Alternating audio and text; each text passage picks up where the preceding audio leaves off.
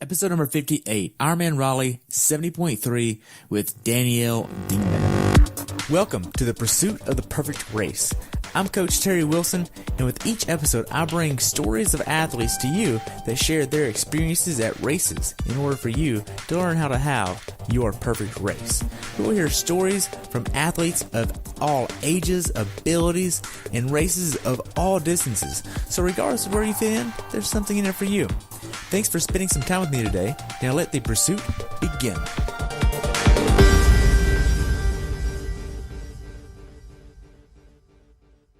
Hello everyone, and welcome back to the pursuit of the perfect race. Today I have the pleasure of talking to my friend Danielle Dingman about her race at IRONMAN Raleigh 70.3, where she had the time of 4 hours, 46 minutes, 48 seconds. She is using LeBoran coaching out of Little Rock, Arkansas. This race took place on June 3rd, 2018. The temperature on race day was 69 degrees and rose to 88, with the water temperature being around 80 degrees. Welcome back to the show, Danielle. I look forward to hearing about your race. Thank you for having me. I'm excited to speak with you today. Great. Well, I look forward to hearing about this race. I've been following you all year. Look forward to it. So what made you want to do this race?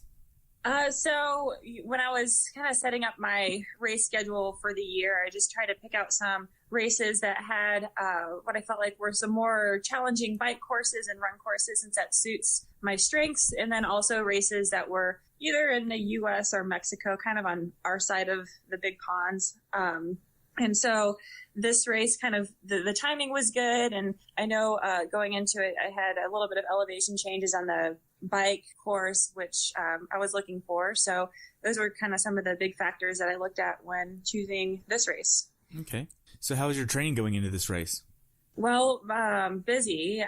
This was race number 5 in a fairly short time frame, from about March 18th through June, whenever this race was, the 3rd, right? So 5 races in that time period. So kind of going into it, I had a race 2 weeks prior. So I was already still kind of feeling a little bit fatigued from the previous race and training. And I mean, training had been going really well. But I was just, a little bit tired going into it, for sure. Okay.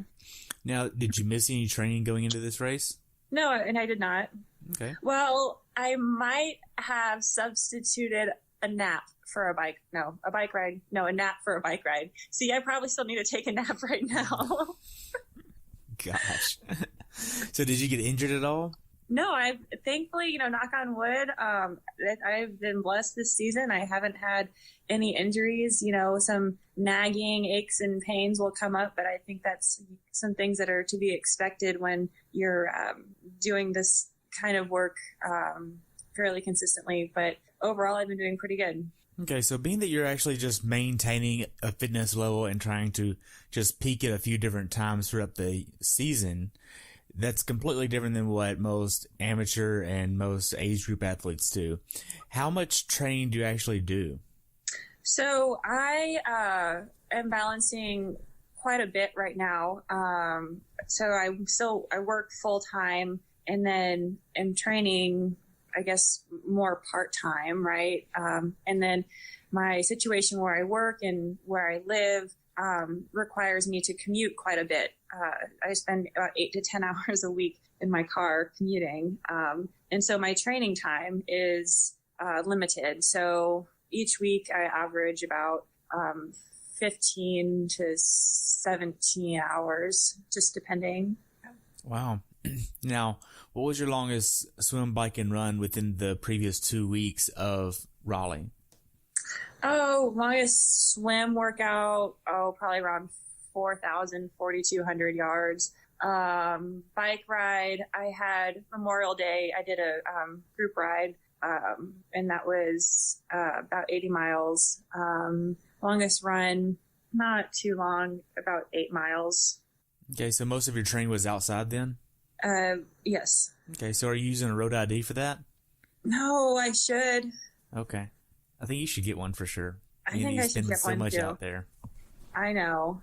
A lot of people don't use them. I don't understand it. So what's specific? They're always giving like discounts or get a free road ID or, there's always those things floating around. So right. There's no excuse not to have one. So How much of a taper did you actually have going into Raleigh? Oh, I haven't tapered for anything all year. Yeah, no, I mean, I rested a few days kind of going into it, but no major taper. Okay. What was your mindset going into this race? It's another race to go out there and number one, have fun, stay calm, and just do the work. I've had a fairly successful year so far with it being my first pro year. So I've been trying not to set any crazy expectations for myself, but really kind of enjoy the process and give my best and kind of see what happens. Okay. So when did you actually start traveling to the race venue? So I traveled on Thursday for the race. I've been getting to my races just a couple of days in advance to give myself some extra time to see the course between the bike, run, swim, which actually worked out well for Raleigh because logistically it was a difficult race because the bike was out of town about 40 minutes, the swim was out of town about 40 minutes. And then we biked, it was a point to point bike. So we biked from out of town all the way back into town and then ran in town. So it was helpful getting there a little bit early so I could see everything and get comfortable with it. Okay, so now you're still using your Trek. How did you get your bike over to North Carolina? I flew. I like to fly Southwest because of low baggage fees, but I flew with the bike, just kind of packed it up in my bike box and flew with it. Okay. What kind of bike box do you have? Thule. It's just one that I've been borrowing from my bike shop. Nice. Now, did you get an Airbnb or a hotel for this race? Actually, my mom has friends that live in Raleigh, so we got to stay with them. Nice. So It's a little bit cheaper. Oh, yeah. Way cheaper. Okay, so whenever you got to Ironman Village, how was the check-in process for you? Super simple. The check-in was at the convention center in downtown Raleigh, which is nice because it's all air conditioned. And yeah, I mean, it's very easy to get there. It's all laid out well. Lots of different vendors and things. I usually just go straight to check-in though, kind of get done what I need to get done and then go and leave so I can rest. Okay. How was the actual feeling of being in Raleigh? Did you feel welcomed as an athlete? Did you feel welcomed in the community? How was that? Yes. Any interactions that I had with people were great. It's kind of funny though. I don't know if you saw any news stories about this, but in the days leading up to Raleigh, somebody had hacked the system that posts those electronic signs or messages on those like black and orange signs that you see on the road. They put those things up a week or two prior to those big events to let people know, hey, there's going to be a bike race. And well, apparently somebody had hacked it and said road delays because idiots on bikes, and then put some other kind of mean messages on it. And, obviously it's the community didn't respond well to that or really appreciate it that somebody had done that. And as cyclists, we don't like having that feeling towards us coming into an area, but I think Raleigh recognized that was not kind. We like having these people in our community because obviously it generates a lot of revenue for our community. But anyways, that was just kind of something interesting that happened in the days leading up to the race. I saw those messages and I saw some stories about that, and that's the only reason I asked how much did you feel welcomed in the community? As far as workouts go and actually getting tapered and peaked into this race, what was your last workout going into the race? So the day before, I did a run on the run course and a bike ride after that. Okay. Now, what kind of meal did you try to get the day before the race? Always pancakes. I'm a sucker for some pancakes and eggs. And we ended up cooking in that night because, like I said, we stayed at our friend's place. So we made a meal of potatoes, and actually the they had some trout and they smoked some trout, which was phenomenal.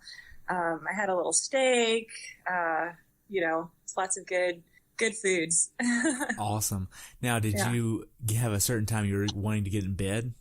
Early, because I had to get up about 3:30 for the race. Because like I said before, because it was logistically a spread out race, definitely had to get up early so I could get in town, get the shuttle, and then get bussed out to the swim. So that being said, I was in bed between 7:30. Wow. With the sun still up. Yeah. I mean, that's kind of a common occurrence for me anyways. So, just throw a pillow over my head and peace out. Gosh. So you get the morning of the race. What are you doing before you leave the house?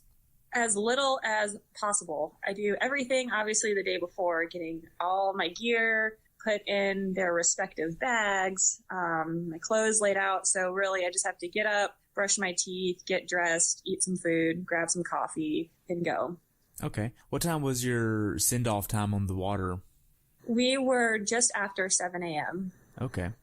Mm-hmm. And you woke up at 3-something, so that's about 4 hours there. Yeah. So you were eating about 4 hours before the race? Yes. Mm-hmm. Yeah. Is that too far out for you? It's a little bit far out for sure. Definitely farther than what I'm used to. So I did plan for that, and then I brought some extra food with me so I could have that a couple hours before. Okay. So what else did you bring to have beforehand? Nothing major, really, just a Cliff Bar. Okay. Yeah. So you get to the race venue. Did you hit any traffic on the way there? No, that early in the morning, people are smart and still in bed. So, no, it was pretty easy. We had to drive into downtown, and at that point, I set up my transition area, my T2 transition area, and then jumped on the shuttle bus after that, and we just rode out to the swim course. Okay. So when did you actually check your bike for this race? The day before. It was required for everybody. At every other race that I've been to so far, they've allowed the pros to bring their bikes in the morning of. But because they were shuttling everybody out there and not letting anybody drive in, they required all of us to bring our bikes out there the day before the race. Okay. So were you letting your air out whenever you checked your bike the day before the race and then just pumping it up the morning of? I didn't let much air out. I mean, my tire pressure is not terribly high as it is. So I did, though, air them up, though, that morning. Okay. Now then, so you get to T1, you lay everything out. How was that process for you? Do you have a certain way that you like to lay things out to kind of help you have a speedy transition? Oh, absolutely. Everything's about going fast, right? So I get there, and because obviously the bikes were sitting out overnight, I made sure to wipe it all down because it actually had rained overnight. So I wiped my bike down, re-lubricated the chain, and wiped all that off, make sure it was all clean. And then I get all of my nutrition on the bike. I get my shoes on the bike. I guess regarding nutrition, I did freeze one of my bottles because I knew it was going to be a hot day. So I had brought that with me, frozen, obviously knowing it was going to be pretty thawed out by the time I actually got on the bike. Put the shoes on the bike, and then put my helmet on the bike, sunglasses, and I think that's pretty much it. But yeah, everything is about being as efficient as possible so that you can get through transition as quickly as possible. Once I lay it all out, then I'll actually visualize the path that I'll take from the swim in, and I'll know exactly the route I want to take and know where my bike is. And then I'll also visualize myself running out with the bike and then mounting the bike too. Great. Now, what type of nutrition are you using? Right now I've been just using Scratch and some BCAAs in my bottles, as well as I have Goose and a Cliff Bar. Okay. I'll have the bike. Mm-hmm. So transition closed at what time? Oh, goodness. I think I'm having a hard time remembering. I think it was about 6:30 or so, 6:45. Okay. And your send-off was about 7. So did you get a pre-race swim in? Yes. Okay. How did that go? Oh, it was great. They actually allowed everybody an opportunity to get in the water before the race and swim. There's a lot of people out there, so you just gotta, and everybody's going different directions, so you just kind of have to keep your head up so you don't have a collision before your race. But yeah, it was great. The water was really warm. It was about 81 degrees. So you get in the water and then you really just want to take a nap. But yeah, it was a really pretty lake. Wow, 81 degrees. That's hot. I know, it's very hot. Man. So did you use a speed suit for this race? Yes. What kind of speed suit did you use? I have a Roka speed suit, the Roka X. Okay. Did you like it? Is it easy to get on and off? Oh yeah, super easy. Well, I'll say it's easier to take off than it is to get into it, but that's kind of the purpose of it. Yeah, it's got a really quick release with the zipper, and then you just pull it apart at the shoulders and it comes off really quickly. Okay. Did you use any type of lube around your neck to help prevent the chafing there? Yeah, I basically sit in a tub of Vaseline before every race. Gosh. I've had some bad experiences in the past with chafing, and so I make sure that I Vaseline everything. Okay. Now, so they do the national anthem and they get everybody in the water. This is a beach start, right? Yeah, we started in about waist deep of water. Okay. Mm-hmm. So you get going in the swim. How did the swim go for you? Oh, well, everybody's swim actually was a little bit slow. I don't know if it was the water. It's probably a few different things. Maybe it was a touch long, or the water was warm as well, which could have been a factor for everybody. The swim is my weakness. So if other people are slow, that means I'm exponentially slower. So, I mean, the swim for me is a work in progress. It wasn't great. But okay. It gets me motivated for the bike, I guess. So walk me through the swim course. It was a triangle. So we went out about, I want to say 600 or so, and then we had a long stretch across, and then just straight back towards the swim out. Okay. Did you have any issues with that? Were there a lot of waves or anything like that? No, it was fairly calm. There was a lot of really great support on the swim course too. They had lots of people on kayaks and paddle boards. But yeah, no major waves or anything. Okay. So you get out of the swim. How does T1 go for you? Great. I've had some good transitions in this race. So got my bike, got everything on, and then jumped on the bike and got rolling. Great. I mean, it was like 1 minute and 23 seconds, really fast. I've never had a transition that fast. I mean, I think my fastest T1, but this is all with wetsuits, though. So it's about 5 minutes. So I have to take time to get the wetsuit off and all that fun stuff. But 1:23, you're out there. How's the first 2 miles go for you on the bike ride? The first 2 miles. Well, let me just say, the first hour and 40 minutes of the bike was exceptionally lonely. I did not see anybody for the first hour and 40 minutes of the bike. Really? Yeah.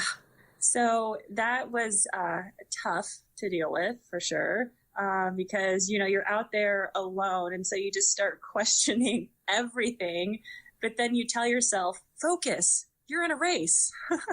And then, so it kind of had that back and forth battle for a while. But then at about an hour and 40 minutes, I saw a glimmer on the horizon of a person. And I thought, is that a person? No, I'm hallucinating. No, it's a person.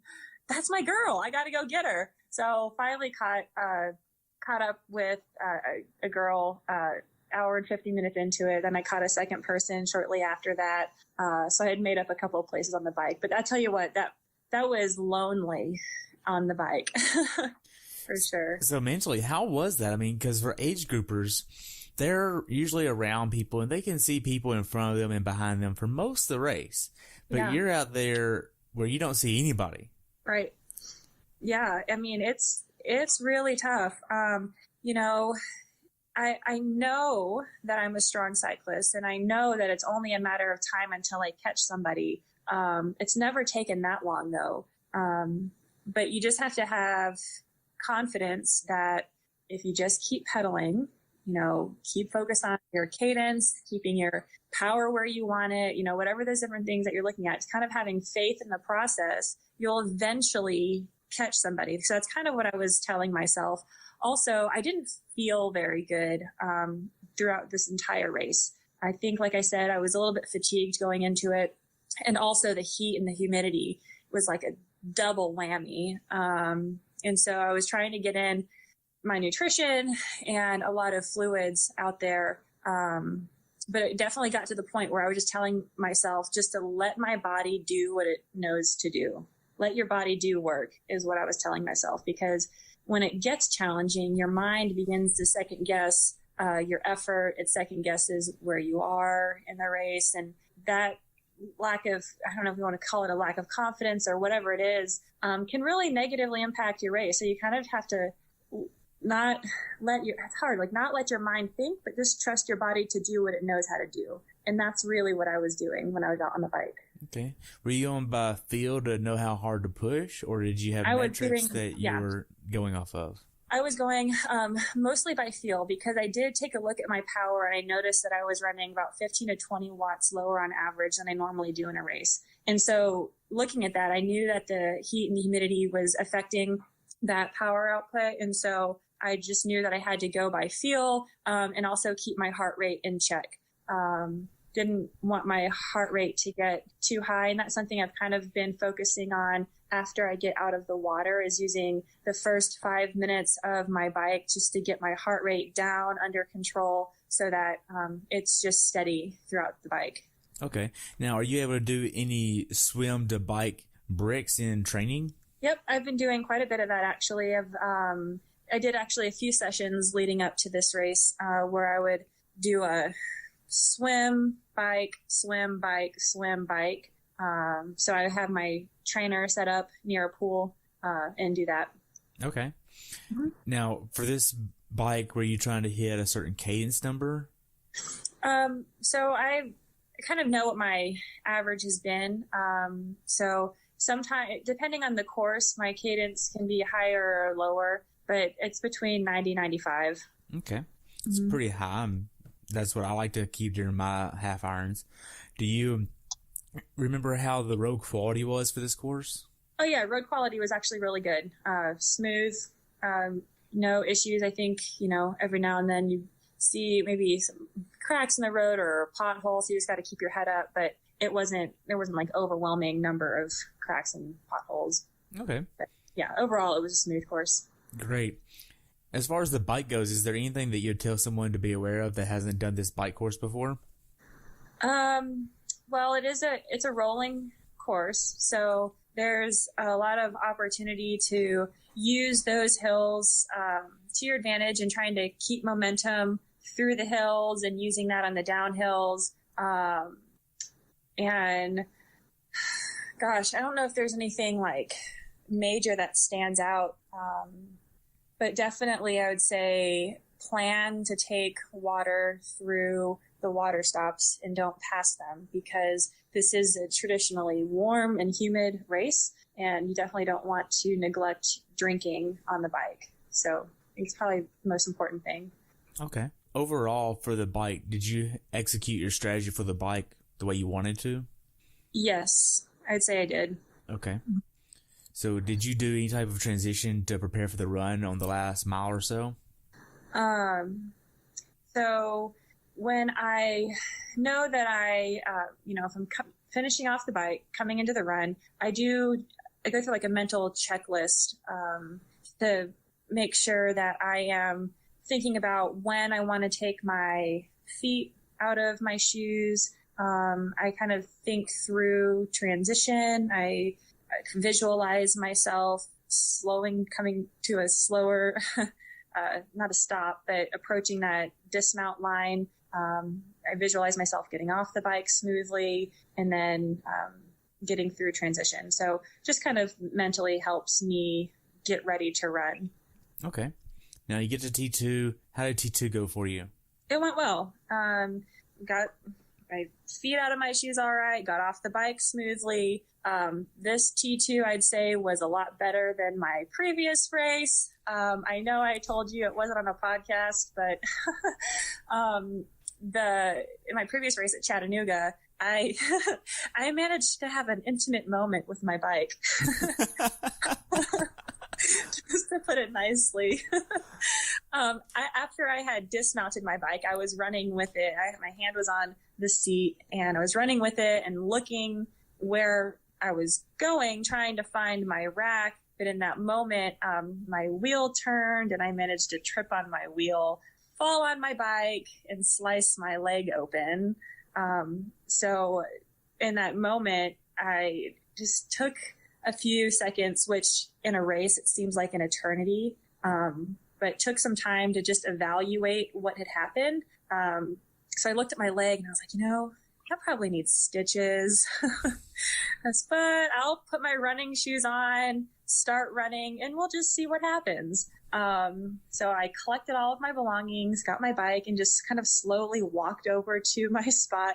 And then when I fell, you hear the crowd go, "Oh!" And then when you stand up, you just hear this like pity clap. It's like, okay, thanks, people.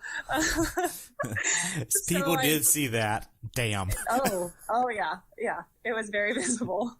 Put my bike on my rack, put my shoes on, and then took off. And I never had any crazy pain, so I just kept running, and I finished the race. Then I went straight to medical and got a couple stitches in my leg.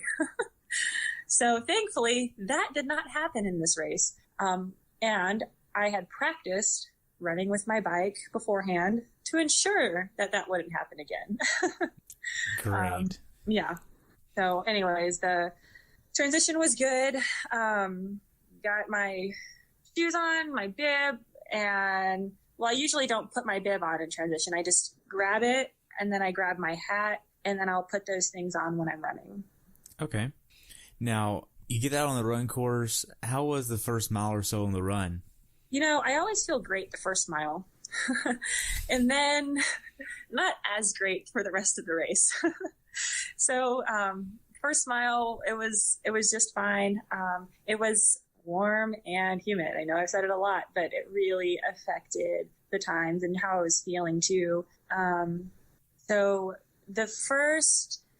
how the run worked, there was about 1.5 miles that was on kind of highway-ish roads, and it was fairly exposed, no shade or cover. And then we started this loop, and that loop was mostly shaded, which was really nice. Kind of helped keep the sun off of us. Still dealt with obviously humidity and the warmth, but the trees, that was nice to get some of that cover. Okay. How are the aid stations on the run? Oh man, there was lots of aid stations, lots of ice, lots of water. And so that was super helpful. I was taking about 3 big gulps of water at every station. I was taking a cup of ice. I'd pour it down my sports bra, and then I would just, until the next aid station, I just gradually be eating ice out of my sports bra. So helped keep me cool. So did you have a nutrition plan for the run? So you averaged about 300 on the bike, and for the run, were you trying to hit that same number, or is that a little bit different? So the run, earlier in the season, I had been using just straight gels or goos, but I figured that those were really thick and really hard to swallow. Even if you got water at an aid station, it was hard to get most of that goo packet in and then get enough water. So I've started using the Hammer flask and the Hammer gel. They sell that really massive bottle that you can use to fill up that Hammer flask. That Hammer flask holds about, I think, between 5 to 6, or the equivalent of 5 to 6 goo packets, which is about 500 or 600 calories. And so what I've started doing the past few races is filling it up to where I get the equivalent about 3 gel packs and then the rest with water, and then just shake it up. And so it dilutes it and then makes it a lot easier to consume. Okay. And so, sorry? Okay, so are you trying to get a certain number of sips out of that every hour? Yeah, so I just kind of sip on it throughout the whole run, and then by the end of it, it's gone. But I just kind of pace it out through the run. Okay. So I don't have like a set. I need 3 sips in 2 miles, or I don't do that. I just sip on it, and then I'll grab water and aid station kind of thing. So. Okay. Now, did you use any of the Cola or Red Bull? No, I have never trained with that, and so I'm not going to start doing that in a race. Okay. Yeah. So on the run course, what was the funniest thing that you saw during the race? Funniest thing, I had a thought. It wasn't necessarily something that I saw, but there was this nice little waterfall right next to the path that we were running on, and I passed it several times, and every time I passed it, I thought, I wonder if anyone would notice if I just sat down and just stayed there. That just seems so nice right now. I mean, it was just like cold and refreshing. Yeah. There were some guys out there with water guns, which was great, shooting us with water. Yeah, those were kind of the most memorable things, I think. That's great. Did you have any cramping or GI issues on the run? No, I did not. Okay. I saw a lot of people grabbing their hamstrings, though. Really? Oh, yeah. Yeah. I have several. So the first loop it was primarily the pros that were out there. And then the second loop is when we merged with a lot of the age group athletes when they were coming in for their first loops. And it was really in that second loop where I saw a lot of people kind of just stop, pull up, and grab a hamstring because it was warm. Did you see that there was a lot of hills on the course? Yeah, there were some hills on the course. I think there is, I want to say about 550 feet of elevation gain. So there weren't like huge hills, but definitely noticeable. Okay. So almost like false flats, but still hills? Yeah. Yes, I'd say that. Mm-hmm. But nothing like Chattanooga, though? No. There was maybe a couple hills similar to Chattanooga, but yeah, it wasn't too bad. Okay. Now, were there any places on the course where there was like no one around you or a lonely part, kind of like that of the bike? No, not really. And that's partly because of the design of the run course. On the run, there were several like 180 turns and several kind of out and backs. So even though it was a loop with several different turns, turn around, go down, turn around, come back. So you're always seeing somebody. So kind of like that at Galveston. Yeah, very similar. Okay. Mm-hmm. Not as flat as Galveston. That was nice. But yeah, similar. But this race wasn't as cold as Galveston either. No, that was so nice. Which is weird because Galveston should not have been that cold. Hopefully it's not that cold next year. So now then, mentally, how hard was this race for you? It was tough. Like I said, I was fatigued going into it, and then with it being warm in the weather conditions, it just made it even a little bit harder. So yeah, it was tough, and I'm learning a lot about myself in triathlon in these long distance races, about where my boundaries are and how far I'm willing to go, and kind of learning where that breaking point is. Thankfully, I still have yet to discover where that is. But it's when these races get challenging, you question how far you're willing to go, So I'm thankful for it. I'm thankful for a 9th place finish because it did not feel like it was worthy of a 9th place finish. I felt really terrible. But you just never know. That's something I tell myself when I'm out there and not feeling good is you don't know what kind of day the person in front of you is having. They very well could be having a much worse day than you. And you just have to keep going. And you just don't know what's going to happen until you hit the finish line. You just got to get yourself to the finish line. So those are some things that I tell myself when I'm out there. Okay. Now, how are the final few miles of the run for you? Tough. Yeah. I mean, I was ready to be done. The last, within the last mile, there's a long straight stretch that is kind of like that false flat, like a 1-2% grade. And you know that just around the corner, you kind of get a nice little descent to the finish, but you have to get up that long straight stretch first. So that was challenging, but there was people around cheering, so that was certainly helpful. Okay. Now then, tell me about the finish shoot. How was that for you? Oh, it was fun. You know, you finished down in front of the courthouse. So it's kind of a pretty area, lots of people, people cheering and excited for you. So, you know, it's a moment that I do enjoy. I try to take it all in and kind of have fun and really enjoy that moment. You know, I didn't have anyone around me per se that I was racing towards the finish line. So just kind of maintained a steady pace. After you crossed the finish line, what'd you do next? Ice bucket. Lots of ice. Yeah. And then I found my mom, and then I got a massage. Yeah. Yep. Paid $20 for a massage. Wow. Yeah. So that was nice. the start of your recovery. What'd you do next for your recovery process? I ate. Yep. I had some pizza. It was good. Yeah. They had in the athlete food area. Generally, it takes me some time to be able to eat solid foods after a hard workout or a race. So after I got a massage and started getting an appetite, and then I got some of the athlete foods. They had some pasta and pizza, and yeah, it was good. Okay. So looking back on it, how well prepared for this race do you think you were? I think I was prepared. So prepared in knowing the course. I had definitely had time to study the course in the days leading up to the race. I also had been putting in a lot of work this season. So physically, I knew that I had what it takes to get myself from start to end. I was fatigued going into the race. So it'd be nice to have a race that I feel a little bit more springy for. So hopefully this next one that I have coming up will have some time just to relax a little bit more in the days leading up to it, and hopefully have a little bit of a better race. But yeah, I mean, I think I was overall pretty prepared for it. Okay.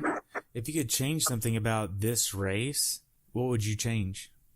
It's a good question. You know, it's all a process. It's all a learning experience. I always learn something new at every race that I do. It's hard to say that I would necessarily change anything. You know, I would have liked feeling a bit fresher, but I understand kind of where I am in my season. And so I knew that would kind of be the case going into this. I think I probably would have liked to stay a little bit closer to the downtown area. So we stayed with, like I said, friends, but they live kind of halfway between T1 and T2. So I felt like in the days leading up to the race, we were just driving a lot to get to either the convention center or out to the swim course, or even just to get food or something. So I think it would have been a little bit better if I had stayed downtown, close to the convention center, so that some of that stuff was a little bit more readily accessible, so I could have a little bit more recovery time. Do you think having a one transition race for you would kind of let your mind relax a little bit more versus having two? Absolutely. I do think it is easier and a little bit, more calming, I guess, knowing that you only have one transition area to deal with, because there's just a lot of logistics that goes into having two different ones. Right. Now then, what went wrong for you during this race? Oh, I mean, besides my terrible swim performance, which I'm working on it. Of course, I would have liked that to be a little bit better. Yeah, that's probably it. Okay. So what's something that you learned from this race that you'd pass on to someone who hasn't done this race distance before? I know it's the last year of this race and it's not going to happen again, but somebody that's not done this race distance before, what would you tell them that you learned? So, this is something that I've been learning throughout the season. And I would say, number one, obviously, make sure that you have the training that you need that will allow you to get from the starting line to the finish line and have a solid race plan that you're comfortable with and that fits you. And that if you have those things in place, but then on race day, if you're just not feeling great, trust your body, because your body knows what to do. Your mind is always going to give you an excuse to slow down, to not push as hard as you think you can. And so I would say when you start having some of those mental doubts, just to ignore those and just let your body do what it knows how to do. So that's something I feel like I've been learning throughout this year. And that was something that I was focusing on in this race too. So basically be in tune with your body and don't let your mind have excuses to say about your body. Right. It's weird. It's kind of backwards, I guess, because a lot of times you say, use your mind to overcome what your body's feeling, right? And sometimes your mind can be stronger, and you can use your mind to say, let's go, let's do this. Or, you're not tired. It's just a feeling, whatever it is that you have those mental cues to overcome how your body's feeling. But sometimes your mind just it might not have that. It might not have, whether it's the motivation for that day or your mind's just tired and it doesn't have that kind of get up and go attitude that you need. And so if that's not there, just kind of forget about it and just let your body do work. I don't know if that makes any sense. It does. But yeah. So speaking on that, were there any days going into this race where you just didn't want to train?